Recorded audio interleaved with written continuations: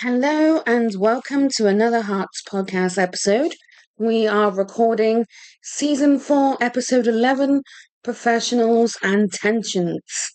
So I am proud to say that this has totaled about 23 pages, so maybe longer than the previous episode. And that is good because it means you have a lot more content, so my listeners can enjoy the podcast a little longer. You will probably hear me turn the pages because I have the scripted notes here. As you know, all my episodes are scripted and I very rarely speak freely. This may be a really difficult episode to share, and I have to choose my words carefully because I am still receiving professional support. Over the years of my life, I have received a variety of professional support, ranging from all kinds of support workers. This is also social workers, care coordinators, and many support providers.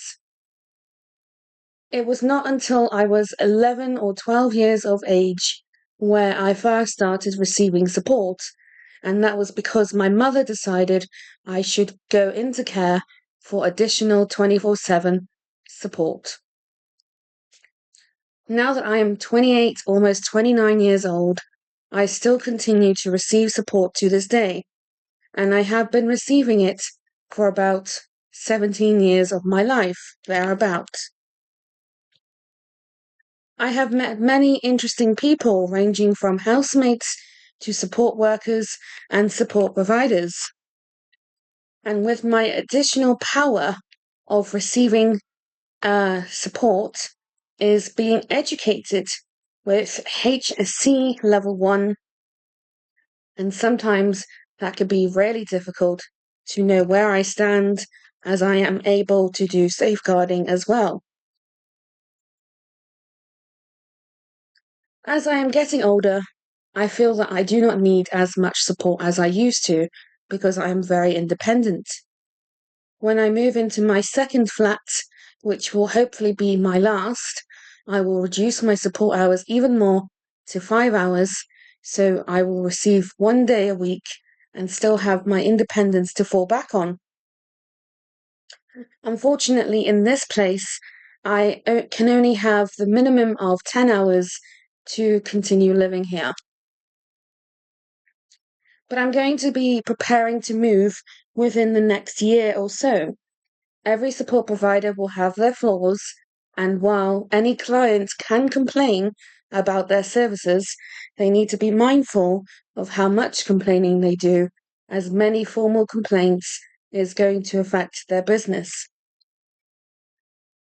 And I have seen many unprofessionals over the years, and it has been really difficult to deal with that because being autistic, you have to try and face all the challenges that you come across. And if I'm going to make awareness, I want all of my listeners to understand everything that I have gone through and know that it is going to be a lot to take in. I will need to start at the very beginning of my journey, and that was when I was with C and D, my foster parents, I had before Woodview. It was only a trial run, as I got told, by Woodview years later, and it was not a good experience. There was a lot of unprofessionalism, and I was miserable. There were also a lot of false accusations towards me, and one of them was really unfair, as the accusation by my foster parent at the time was that I had kicked her dog. By now, being an adult, I have always known the truth of this, and I can definitely say that I did not do such thing. I would never dream of hurting any animal, at least not on purpose, because accidents do happen. She said she made things worse for me and had put a lock on the cage of her bird that she had to stop me from going near the bird. and she had also told everyone in her family about it. So now I had extra people who I did not know judging me. I had more than one accusation of the same matter. Things were mostly okay though. They did let me watch Disney Channel as they had Sky TV, and I also remember having an Xbox at one point in my room at the time with limited games, but I do remember playing a Sims game on that Xbox. This was also when the TV show Friends was still airing on the main channels of the Freeview TV, and I remember having a TV in my room. But I was so miserable to the point where I had packed my suitcase and threatened to run away. I remember being so unhappy there and had spent most of my time in my bedroom withdrawing from that foster family. I then met some of the team of the carers who worked for Woodview and was really excited to leave the hellhole that I felt was the correct words to call it. Nothing major happened in Woodview, as I do remember having genuine good times here with many memories, but I can say that there were a few flaws. There will also be a dedicated episode in understanding flaws.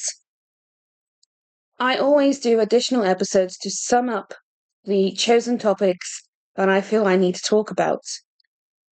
And with Woodview, there were some concerns. I was not allowed to put notices up in the common areas, but I was only trying to help people out. When I left Woodview at the age of 18, my former housemate T was still there, finishing her time, and she had told me that they allowed the new housemate to put up notices.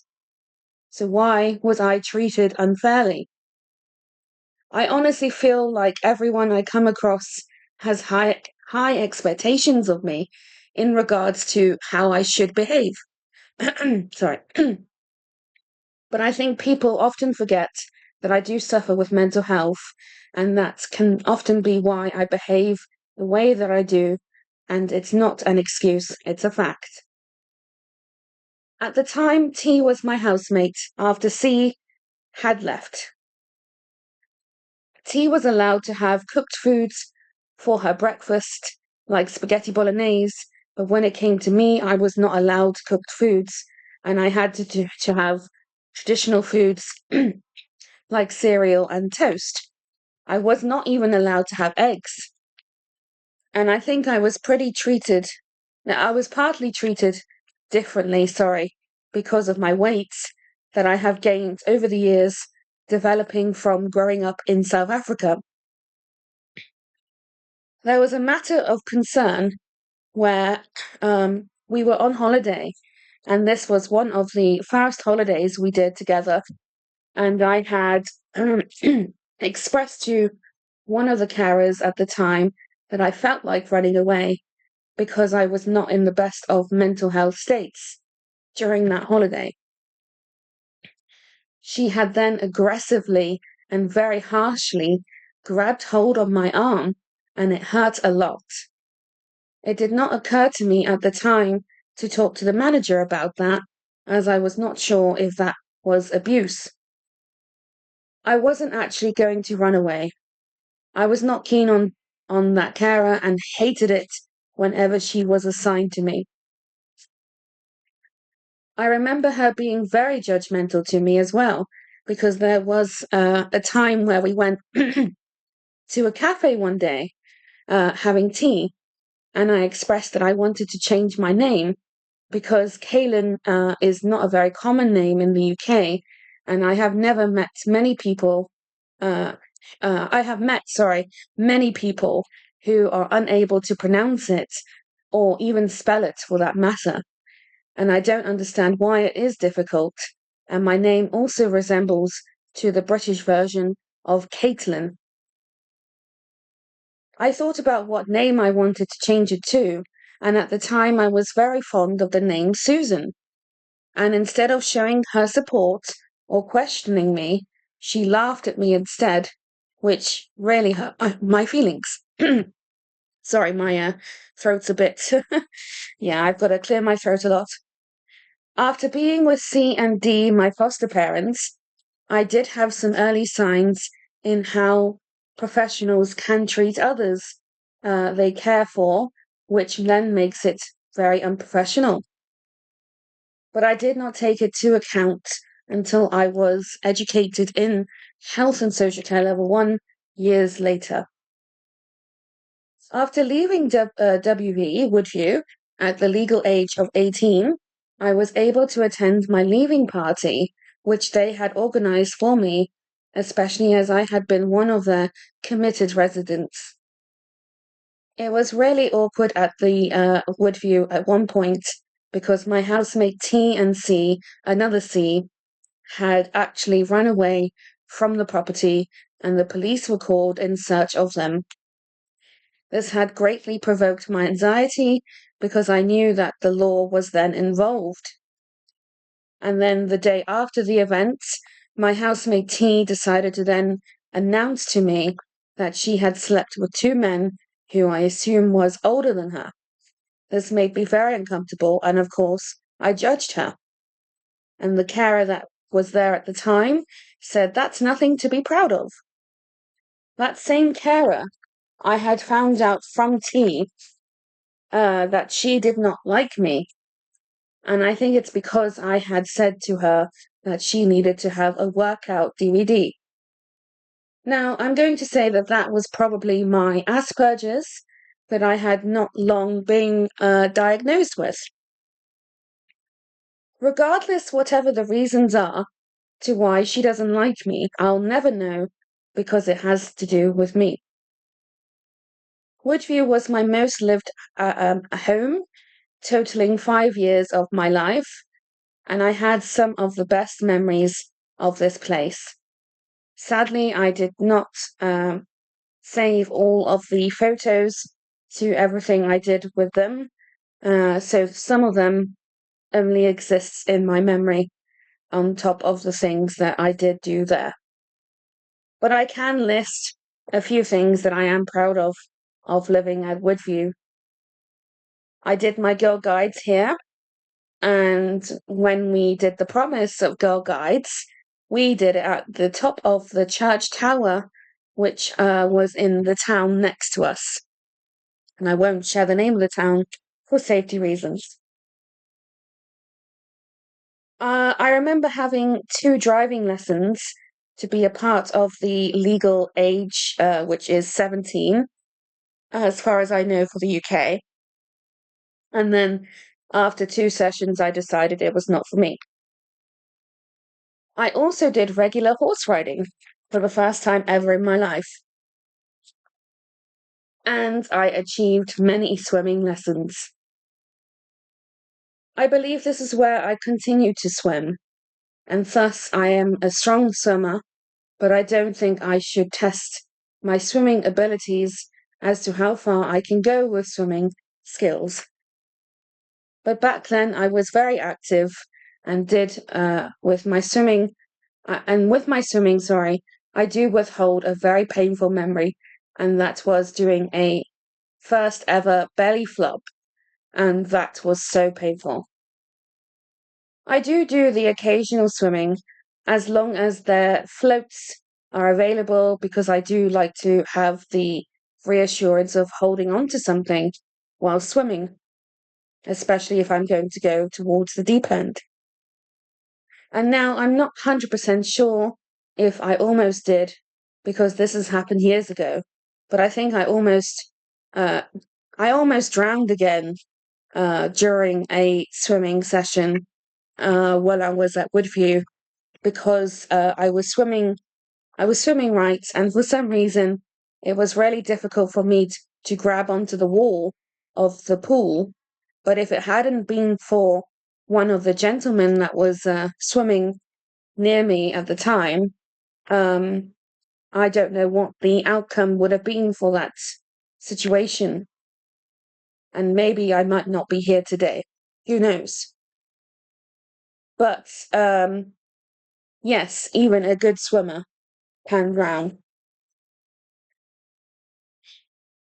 And then I had to move on to Jones, which was not a happy place for me. Joan had also thought that I was hurting her dog because he looked really sad one day. And it really breaks me to even think that anyone would think that I do that. But that's not the family. But that's not just that, what they did to me. The family had kindly invited me to a meal out that they were all having because I was really upset of something that my mother had said to me at the time. But I can't remember what was said because this was years ago.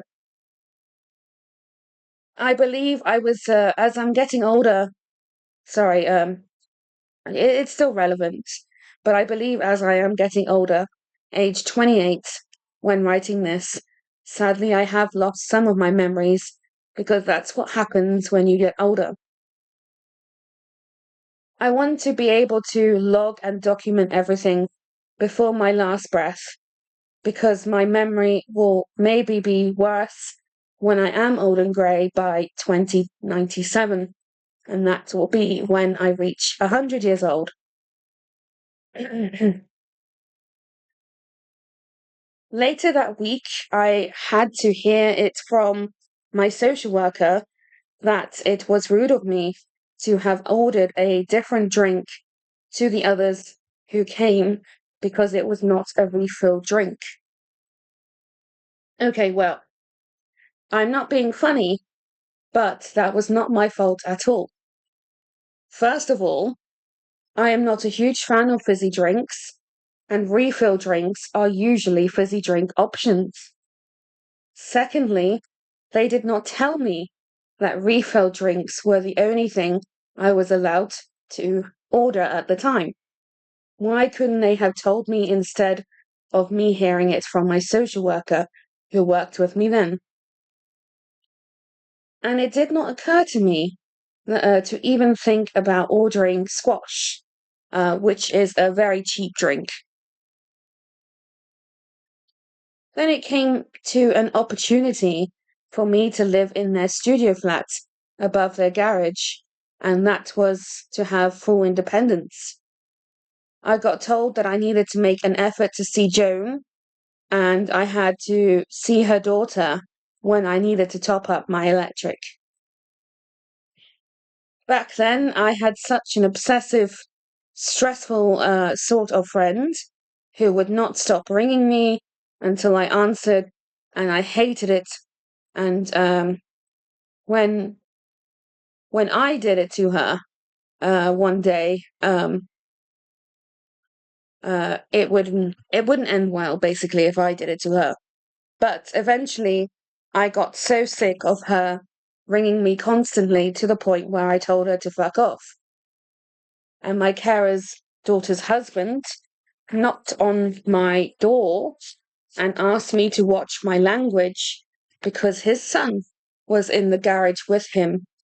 And in my defense, I did not know that his presence was there. You just don't. No one knows who's in the garage above that studio flat because you can't see who's down below you. So I really don't think that they should have told me off for this. And they shouldn't really tell off their tenants for bad language until it does become abusive, as I do not do such things. It just seems that all the people I come across do expect so much in how I should behave. And it's like, no, you do not get to tell me how to behave. Oh my goodness, things were about to get worse. I then went to go to live with another carer called Sally, who was rude towards me. And I remember Joan saying, "You're going backwards now." And my response to that was, "Sometimes you've got to go backwards to go forwards."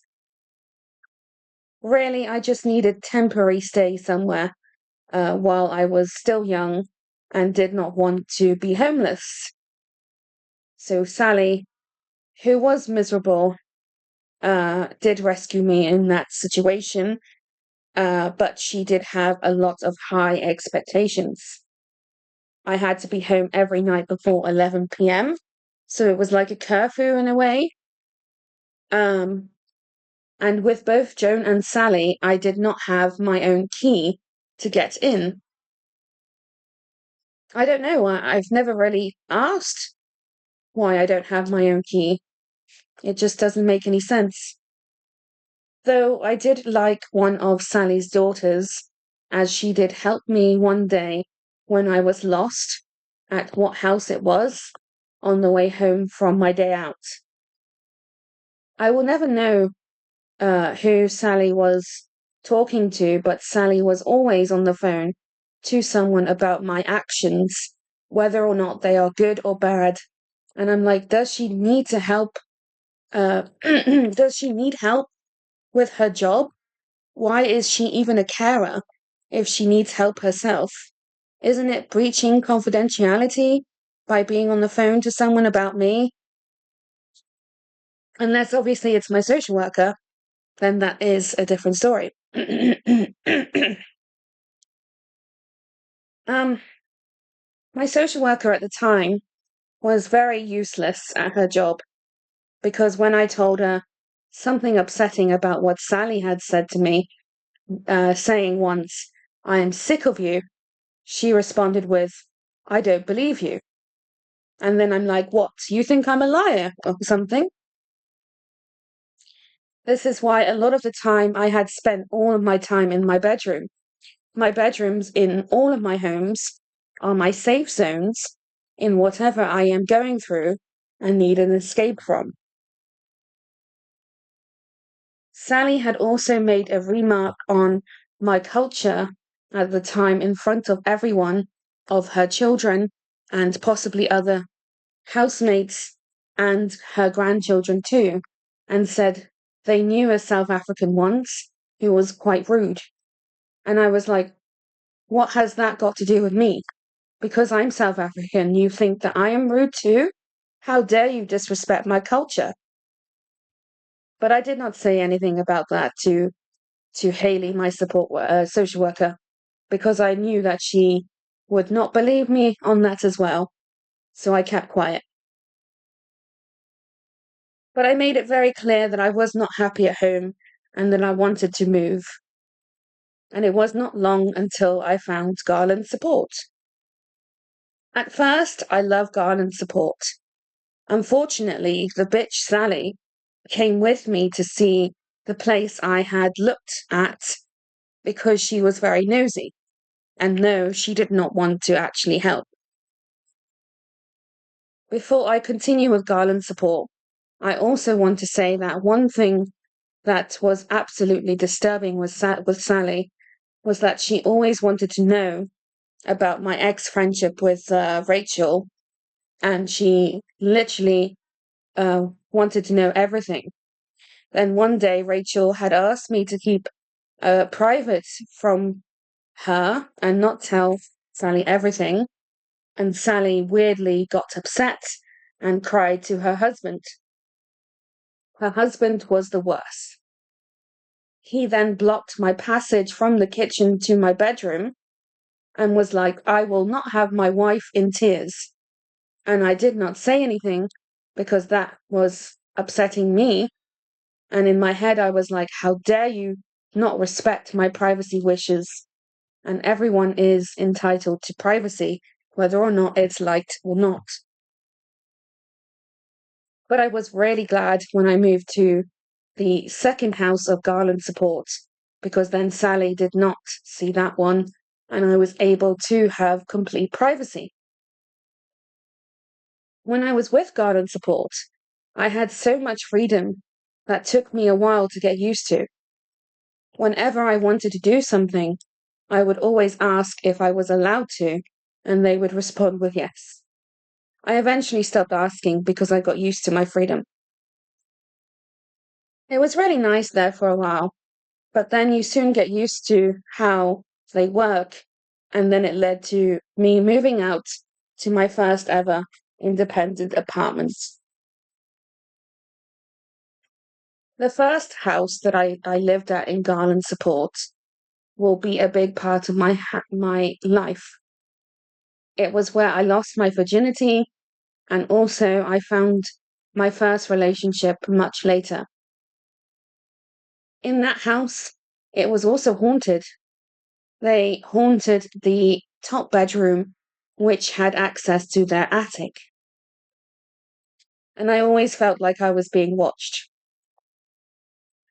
The housemates at the time are so messy, which is very common in these living arrangements. Probably because people get lazy and usually leave the mess to the cleaners or the support workers to do. Excuse me. And everyone should, including me, clean up after themselves.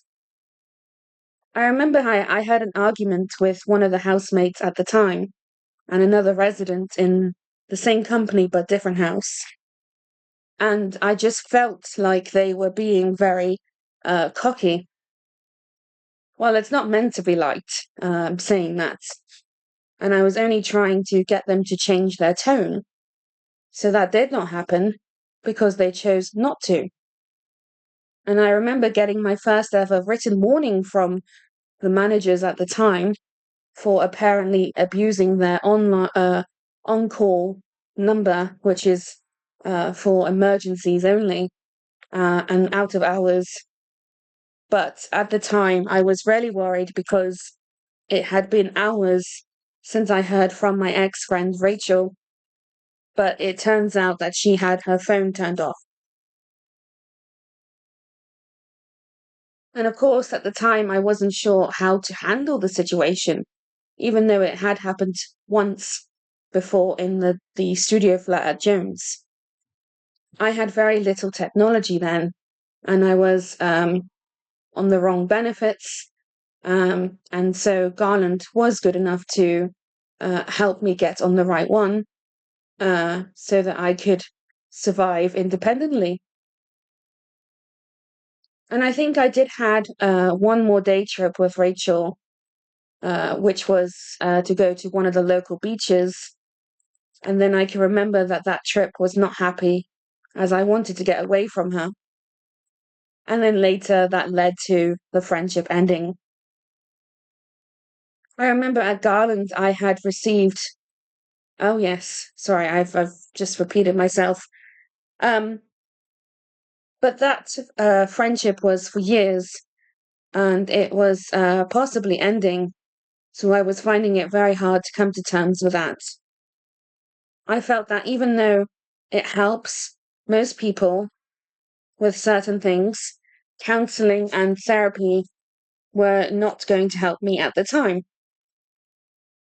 Although I did have attempted counseling session, but I failed to go as no one supported me. And eventually I accepted that this friendship was over. I also lost contact with Tom, who was one of my first boyfriends that I lost my virginity to. And at first I was really happy with Garland as I had the freedom. But eventually over time, I learned what I was allowed to and not to do. But what you have to understand that uh, I did all that, the complaints, because I was trying to improve their service. And yes, asking for their permission for a lot of things while I was getting used to how Garland worked was because I was previously in a lot of restricted providers and having curfews. And I was old enough to manage my own times, you know? So yeah, it was a difficult time for me. Sorry, I'm just trying to find the right place here. Um, I think Sally said all of those things to me to try and provoke me, to belittle me, and also get a reaction out of me. It was a lot easier when I moved to the second property. So, yes, you can imagine the unprofessionalism I have been through. Then there was Steve. He did try and guess, I guess, and he helped me assemble my desk and double bed in the first property. But he over exaggerated of how much my ex friend Rachel manipulated me with my money and said that over 16K was spent on her, but I don't think it was that much. And then he just left like this. This episode will be just as long or possibly longer, too, because it is a difficult topic to discuss. And I'm still receiving professional help to this day. And I think what the problem is that I received education with health and social care level 1, and it has opened my eyes about every provider I have come across, and suddenly many red flags appear in each service of the hospitality industry. It was only one manager at Garland who was a real bitch towards me, very unprofessional because of what I did with regarding the complaints. And she not only got the whole company against me, but also the service users as well, who I had considered as friends. And then when I left, I heard from one of them that that same manager had said, "She's gone now, thank God." And that is very unprofessional to say that about anybody. But that's not the worst part. She had also banned me from the first house that I lived with at Garland's, the one where I lost my virginity to, because they had, and I found out, fixed that house, renovating it recently. And I was like, wow. So she had me banned from my own previous home because they had renovated it. Makes no sense at all. Look, what everyone needs to know and understand, hopefully, is I don't do complaints for fun. I am simply raising concerns about the provider to try and improve it. Maybe in some ways, my education in HSC is a threat to others who work, because I could close a company down if it was that bad, but it would have to take a lot of cooperation on both sides. Because when you do a complaint about someone, you need to go to the person above them, like their boss. And if that doesn't work, try higher. But do take precaution as you go up the ladder. And I do hope that this episode gives my listeners a guidance in how they can alert others, the right people, if there are unprofessionalism. Whilst I can't put people in their places, I am entitled to express if I am unhappy with the service or company, and it is my right to address any concerns I may have. I want to express freely here that when I was in college, my HSE teacher actually turned around and said to the class she didn't want any abuse happening again in any places we may work in the future. And we felt that that was targeted at us, which was a little unfair and unprofessional. But at the end of the day, I do care about everyone, and I want to make sure that everyone is safe and getting the right support, even if it's those people who are no longer eating at my table. it takes a lot to no longer be a part of my social circles. You'd have to betray or start not being trustworthy. No one can tell you how to behave, but everyone should know common sense. All right, we're almost done. Anyway, I was at Garland for 3 years, and I was awaiting my own apartment, bidding on DHC.